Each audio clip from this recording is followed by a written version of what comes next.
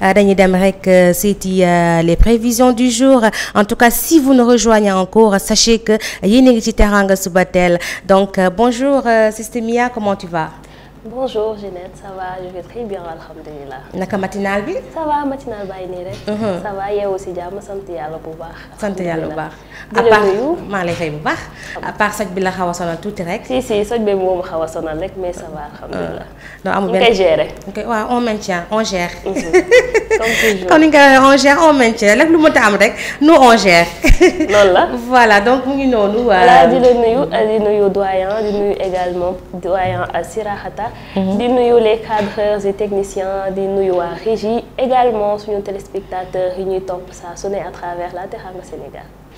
Tout à fait ñu ngi nuyu suñu mbokk téléspectateurs yi tey Maïmouna les prévisions lan la tey. D'accord, alors sans plus tarder rek ñu dem jëli xibaari jaww ji dooree ko comme toujours ak jant bi. Fenk na 6h39 minutes 17 secondes et puis à 19h35 minutes 12 secondes est prévu le coucher du soleil. Oui non, ñu dem jëli température matinale yi. Voilà Jeannette, boo xoolee carte bi jant bu fës la ñu am sur la totalité du territoire. D'habitude may doon xaar sax ay taw ci zone sud bi ay Kédougou, Sédhiou, Ziguinchor yooyu. Mais jant bu fës lañ fa am, absence de nuages. Kédougou yeewoo à 26 degrés.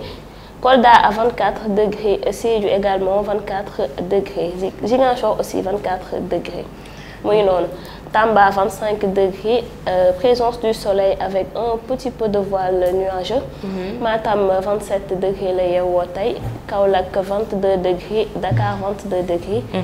Louga aussi 22 degrés, Saint-Louis moo jël la minimale avec 21 degrés. D'accord. Podor 23 degrés la yeewoo tey.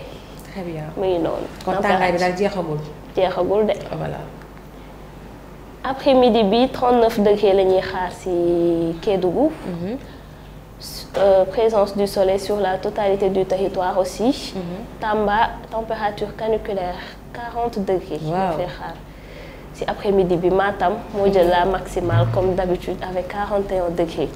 Kolda 38, Sédhiou 36, Ziguinchor 34, Dakar 29, Saint-Louis 30, Podor 38, Louga 39. Jeannette dafa mel ni après-midi bi dina tàng. waaw dina tàng jël nag. dina tàng kay fii ci Sénégal yëpp. Tamba également. dafa mel nawet bi buy jub si nag day gën a tàng. Exactement. si loolu laa gis kay. ñu ngi noonu nag tàng na trop doyen. Allez-y on continue voilà pour le soir. Le soir comme d'habitude rek bu jant bi fenkee 19h. ñu am ciel avec quelques nuages. asamaan si xaw a lëndëm tuuti. Kédougou 33 lañ fay xaar, Tamba aussi 33 degrés. Kolda 31, Ziguinchor 26. moom tane na. Sédhiou 28, Kaolack 27, Dakar 23. Saint-Louis la minimale avec 22 degrés, Podor 29, Louga 30, Matam 35 la maximale comme d'habitude. kon daal Saint-Louis daal muy gën a féex tey si guddi gi. Saint-Louis ak Dakar. ak Dakar. Voilà. Les marées ñu dem pour suñu mbokk pêcheurs yi. Voilà première marée haute 1h39 minutes 1h49 minutes du moins mooy big si guddi lañu am première marée haute. La suivante ñu ngi koy xaar tout à l'heure ay 14h09 minutes. Marée basse yi géej gi daal na tànk rek ay 7h31 minutes. La suivante ñu koy xaar ay 20h43 boori gee voilà. Inch'Allah pour les pêcheurs. loolu mooy marée haute yi ak marée basse yi rek di soññaat suñu mbokk nappkat yi dem géej ñu fagaru gànnaayu également gilet de sauvetage li di boussole également.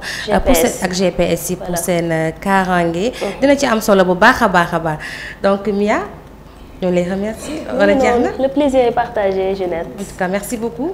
On se donne rendez-vous 12h30 ouais. pour l'édition de la mi-journée. Merci. Voilà. Merci beaucoup à toi Mia. Merci donc, Jeannette. D'ici là prends bien soin de toi jëlal nag un bon café wala nga jël meew. Merci tuuti limon. ah yow xam nga astuce yi n'est-ce waaw kii du xale de doyen. non. doyen kii. instant bii dama gànnaayoo sama limon bu doy. moo puuj paja parce que ça aussi vitamine C la. waaw jëf citron ak café nga naan. c'est bénéfique café la quoi. café rek. même sans sucre sax dootul café. C'est vrai que sucre bi warul bari quoi mais café sans sucre war na metti quoi. loolu graaw na de sans sucre. est-ce que doo ko essayer. Il y a des gens qui préfèrent. non ma belle ne sait pas. Parce que bëgguñu consommer sucre te bëgg nañu café. mais il y en a d'autres les connaisseurs. Ils te disent ci ngay sentir arôme bi quoi. mais est-ce que c'est bon pour estomac yi problème gastrique yi café sans sucre. est-ce que du sucre bi mooy indi problème parfois. ah bon. Ouais. ah mos ku mu bañ a fort xanaa. Café bu fort nag dafa am adepte café bu fort y en a qui le font long comme on dit. tiré beaucoup moins corsé. très bien par contre ñun dañuy naan café bu mag bu corsé. ok c'est-à-dire loolu tamit danger la. café boo koy def ci tasse c'est pour alléger ko aussi mu bañ a diis quoi. mais am na ñoo xam ne dañuy def tasse bu mag. ba pare def ci café bu corsé. ok c'est un connaisseur. c'est un connaisseur qui parle. man moom daf lay dajji quoi. man moom comme du ma naan café. un café court mën na corsé. ok mais un café long. bu corsé c'est grave. waaw mën na indi ay problèmes. donc il faut comme lu ñuy wax ci abus quoi. ah c'est exactement tout abus donc est dangereux. donc jar na bàyyi xel café bu corsé doyen wax na ko nañ si bàyyi xel c'est pas bon pour la santé donc Mia on te retrouve tout à l'heure passe une bonne journée. merci meilleure des choses à vous. merci beaucoup donc on poursuit la matinale comme ni ñu ko oui. ah d'accord monsieur Guèye Sirakhata nag nee na dafa bëgg wax ci météo bi. waaw Sirakhata. oui en réalité c'est le professeur de géographie. géographie. voilà qui est là quand on parle de la météo et qui a servi à Matam. quand on parle de la météo c'est notre domaine. exactement raison pour laquelle c'est cette partie quand même de l'émission. Ouais. vraiment dafa nekk une partie extrêmement importante. parce que actuellement adduna bi fi mu toll. maîtriser le climat. fait partie des éléments clés du développement. D'accord. Parce que ça vous permet non seulement d'orienter vos activités, mais ça vous permet également de vous mettre à jour. Surtout les gens qui utilisent la mer et qui voyagent. Exactement. Et nous savons aujourd'hui le nombre de voyageurs dans le monde est extrêmement élevé. Et je le dis souvent, si vous regardez le climat au mois de mai au Sénégal, il y a ce qu'on appelle un climat chaud et sec d'une manière générale. C'est le global. Mais il y a des particularités au niveau des régions. Si vous prenez les régions qui se trouvent à l'ouest, qui sont près donc de l'eau, il y a un climat chaud et sec, mais il y a la particularité d'avoir ce qu'on appelle la brise maritime, qui fait qu'en fait on ne sent même pas donc la chaleur. C'est l'exemple de Dakar et donc le plus souvent donc de Saint-Louis et de la Petite Côte. Et peut-être donc ce qu'on appelle la zone de la Casamance, la base Casamance. Mais si vous prenez maintenant les zones qui sont un peu éloignées, qu'on appelle les zones continentales, qui sont à l'intérieur du pays, le plus souvent là-bas le climat est chaud et sec, et c'est ce qui justifie d'ailleurs les fortes chaleurs qu'on observe dans ces localités. Maintenant, il y a une particularité liée à ce qu'on appelle aujourd'hui le FIT, le Front intercontinental de convergence, qui est aujourd'hui en train de s'installer dans notre pays. Et c'est ce front-là qui est à l'origine même des pluies. Raison pour laquelle, pendant le mois de mai, démarrent dans certaines zones du pays ce qu'on appelle les précipitations. Exactement. Voilà, donc c'était ça que je voudrais dire. Et maintenant, cette vague de chaleur ne va s'arrêter que lorsqu'il y aura donc des pluies importantes et que la végétation commence à sortir. Et c'est cette capacité, donc cette végétation naissante qui va permettre de revoir un peu le climat avec un climat local qui va naître de plus en plus dans différentes parties du pays. Et ce qui va justifier un peu cette baisse que nous allons noter durant l'hivernage. En tout cas, c'est important. Oui, doyen? La baisse, ça c'est l'éclairage de... C'est un éclairage technique. Technique, tout à fait. Mais wax na dëgg la plupart des marchandises qui transitent d'un pays à un autre ci géej lay dem. Exactement. Par fret maritime. Même si sur le réseau fluvial parfois. Maintenant dem wala bañ a dem fi ngay jaar heure bi ngay dem ak yooyu yëpp da nga koy def li ñuy wax en connaissance de cause. C'est important. En sachant exactement ce qui va se passer en mer. ci ban moment ci ban partie géej gi. Ok. moom ngay am lu ñu wax une information pertinente. sur la base de laquelle.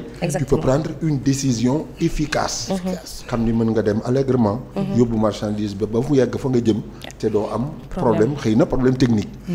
ou défaillance humaine. C'est clair. mais doo am ay contraintes yoo xamante ni. ci géej gi lay jóge mu yëngatu wala machin parce que li ci yàqu ci ay marchandises dafa bari. Tout à fait. géej gi boo demee port da ngay gis ay oto yeeg yooyu.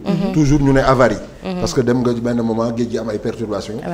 bagage yi dalante wala leneen. exactement yu bare wala mu jóoru complètement bateau bi bagage yëpp wàcc ci biir géej gi. donc yooyu yëpp bu am une information pertinente am na ñeneen ñoo xamante ni napp ñu c'est les chercheurs. non c'est clair. ils sont en mer. waaw di nga dajeeg ñoom. non chercheurs. Ok. Il y a des bateaux de recherche. de recherche, oui. Des bateaux de scientifiques pointus qui sont en mer. On a connu des films avec le professeur Cousteau xaw ma. tubaab boobu daal dem géej après ñuy ñu koy wane régulièrement. mais laboratoire yi université yu mag yi ak yëpp. dañuy dem géej. di seet ils font des recherches. et ils découvrent des choses. extraordinaire. da ngay seetaan benn jour ñu ne la espèce inconnue. depuis 2000 ans que les gens sont dans les fonds marins. di ko gëstu nga toog ba tey ñu ne la une espèce inconnue. c'est-à-dire boo xamante ni nit masu ci teg bët. non c'est clair. waaw nga war a xalaat fan la jógee lan mooy ancêtre am.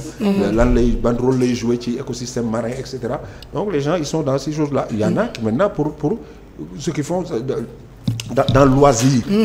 en loisir effectivement. mooy ñiy def ay pêche comment sportive. ak ñiy tukki. d'un continent à l'autre. Vous prenez l'exemple de Titanic. Voilà. Ce film-là qui a été joué. La glace. Parce que vous savez donc dans ce qu'on appelle donc le monde où nous vivons. Nous avons ce qu'on appelle les 3 zones climatiques. La zone qui est dite tempérée, c'est là où se trouvent les pays comme l'Europe, entre autres, et une partie des États-Unis, donc le centre. Mais il y a ce qu'on appelle les zones de basse latitude, où se trouve l'Afrique, du marginal, les zones équatoriales. Mais également, il y a les zones, ce qu'on appelle polaires. C'est là où il y a la glace. Si vous ne maîtrisez pas le climat, tu risques de voyager et de tomber dans la glace comme Titanic, de telle sorte que vous n'arrivez même pas à s'en sortir. D'où la nécessité aujourd'hui de maîtriser le climat. Mais également la question des marées, dont elle a parlé tout à l'heure. Quand on parle de marée, il y a la marée basse, la marée haute. Mais nous, en termes de géographie, on parle de flot. Le flot, la pleine mer, donc l'étal de pleine mer et le jugeon. Et à partir de ces 4 éléments, on définit les 4 types de marées que nous avons en terre. Et les marées sont liées à l'action de la Lune et du Soleil. C'est la position de ces 2 astres qui justifie les marées basses et qui les marées hautes. C'est pas l'objectif de l'émission, mais il fallait que je donne une idée. On fait des cours. La lumière qu'apporte Siraha avec beaucoup de précision. Et tout à fait. Voilà, on a découvert des choses, c'est intéressant. Exactement, on a découvert beaucoup de choses donc de la météo de ce jeudi.